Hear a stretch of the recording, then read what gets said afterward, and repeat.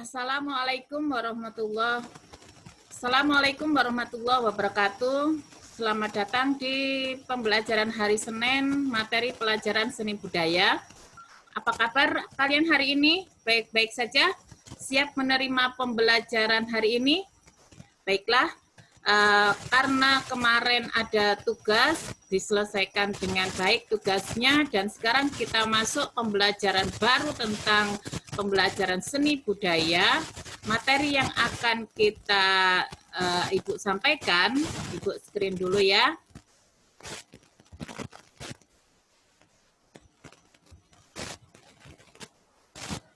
Yaitu tentang tari, ruang, waktu, tenaga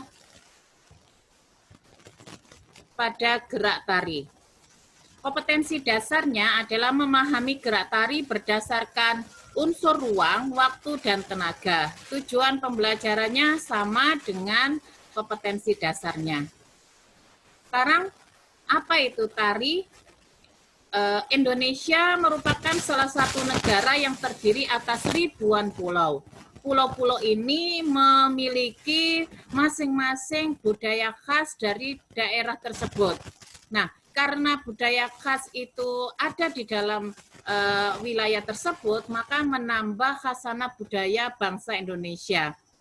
Tari, terutama tari tradisional, itu memiliki unsur yang mempunyai simbol-simbol tertentu. Nah, kesatuan dari gerakan tari itu akan akan menyatu dalam suatu tema yang diciptakan oleh oleh pengkarya tari, sehingga ada pesan yang disampaikan di dalam gerakan tari itu yang bisa dinikmati oleh penonton. Ada 3 macam yang kita bahas di sini. Yang pertama adalah gerak tari. Apa itu gerak tari? Gerak tari itu adalah serangkaian gerakan indah dari anggota tubuh yang disusun menurut harmoni. Gerak tari diperagakan berdasarkan ruang, waktu, dan tenaga. Gerak tari nasional sangat beragam. Gerak tari dari suatu daerah berbeda dengan daerah yang lain. Ingat yang Ibu katakan tadi, setiap daerah mempunyai filosofi tentang bagaimana membuat penonton itu menerima pesan yang akan disampaikan. Nah, misalnya contoh gerakan tari yang memiliki variasi gambar seperti ini. Nah, jadi itu perpaduan antara gerakan badan dan harmoni, cepat lambatnya, kemudian nadanya, kemudian irama dari tarian tersebut itu akan menentukan penonton itu mengikuti gerakan yang diinginkan. Ya, gerak tari ada yang mempunyai arti tertentu.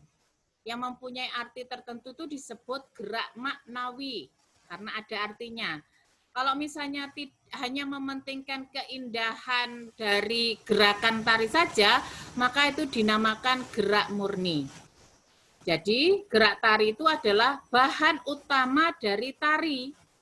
Ya, gerakan ini nantinya akan disusun menjadi tarian yang indah untuk dipandang. Yang kedua adalah elemen gerak tari, unsur-unsur dari tari. Itu adalah bahwa elemen gerak tari itu merupakan bagian-bagian yang mendasari gerakan tari. Setiap tari memiliki ragam gerak berbeda, tapi memiliki kesamaan, bahwa dia butuh suatu gerakan dari badan, kemudian membutuhkan ruang dan waktu untuk menyampaikan pesan. Dan tidak lupa bahwa di dalam tari itu memerlukan tenaga untuk menggerakkan badan tersebut. Unsur tari yang pertama itu adalah bahwa dia harus memiliki ruang. Ruang itu adalah tempat menarinya, tempat petasnya. Tempat penari itu melakukan gerakan sebagai wujud ruang melakukan gerakan sebagai ruang itu ruang itu menempatkan penari untuk mengekspresikan dirinya. Jadi ada ruang yang diperlukan dalam arena yang sempit kalau misalnya model yang membawakannya sedikit. Ada juga yang membutuhkan ruang yang sangat banyak, misalnya penari dalam jumlah sekian puluh, itu penari kolosal namanya ya. Dan ada juga penari yang membutuhkan tempat, itu walaupun jumlahnya tidak banyak, tetapi gerakannya itu sangat luar biasa bervariatif. Nah, ini berarti kalau misalnya ruang tempatnya menari itu akan diperlukan supaya bisa mencakup penari-penari itu mempunyai ruang untuk bergerak. Ya, misalnya saja panggung, lapangan, halaman terbuka, dan lain-lain. Seperti contohnya yang Ibu gambarkan seperti ini. Yang kedua, ruang yang diciptakan oleh penari ketika membawakan tarian.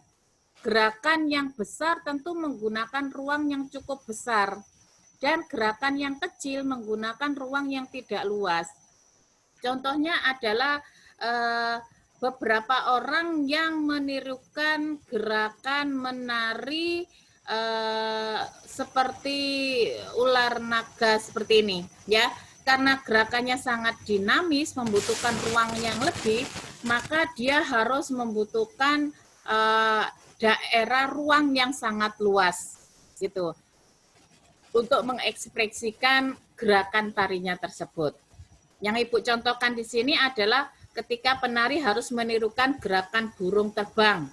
Ruang yang digunakan akan lebih luas atau besar. Sedangkan di sini adalah gerakan naga yang bergerak sangat variatif, dia membutuhkan ruang yang sangat besar. Yang kedua adalah tentang waktu. Unsur penggunaan waktu dalam gerak tari berkaitan dengan penyelesaian sebuah gerakan.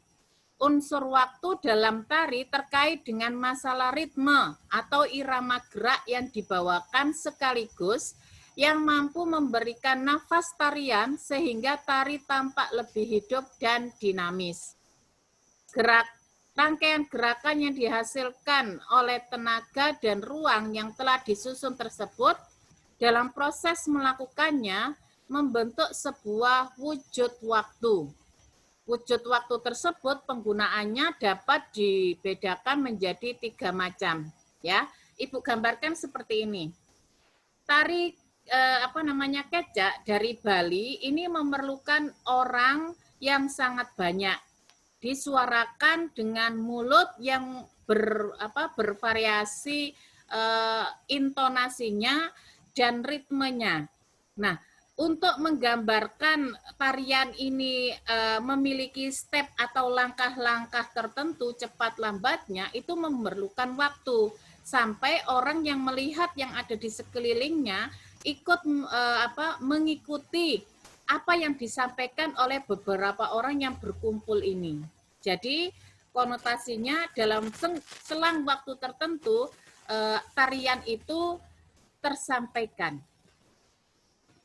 Nah, ada 3 Ibu bilang tadi ya tentang waktu. Yang pertama, irama merupakan suatu ukuran atau ketetapan waktu yang dijadikan patokan atau pijakan pada saat melakukan gerakan lambat, sedang, atau cepat. Contohnya gerakan tari saman dari Aceh seperti ini. Untuk pertama gerakan yang disampaikan itu biasanya lambat-lambat dan cenderung sama. Tetapi pada saat tertentu ketika pada sisi yang lain dari waktu bergeraknya itu, maka memerlukan pengaturan atau ritme sehingga gerakannya lebih bervariasi. Kemudian yang ketiga bahwa pada saat menari itu memerlukan tempo gerakan yang sesuai dengan yang diinginkan pada saat menari itu. Ukuran tempo itu harus dipergunakan pada saat terjadinya gerakan suatu tari. Ya, paham ya? Jadi gerak tari saman dimulai dari gerak lambat, kemudian sedang, pada saat tertentu temponya naik dan bervariasi sehingga gerakannya lebih cepat.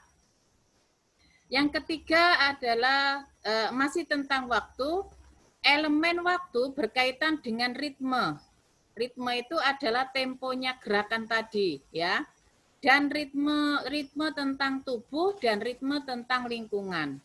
Gerak yang dilakukan dalam waktu sedang atau cepat maupun lambat akan memberikan daya hidup pada suatu tarian. Unsur waktu sangat berkaitan dengan tarian yang agar tampak hidup. Orang menari tari lilin itu tidak akan mengikuti gerakan tari apabila di gerakan yang disampaikan monoton. Karena setiap gerakan pada daerah-daerah tertentu monoton. Tapi kalau misalnya diberikan suatu ritme gerak, dan ritme di dalam lingkungan tarian tersebut, misalnya lilinnya seperti contohnya di sini dibuat hidup, gitu ya.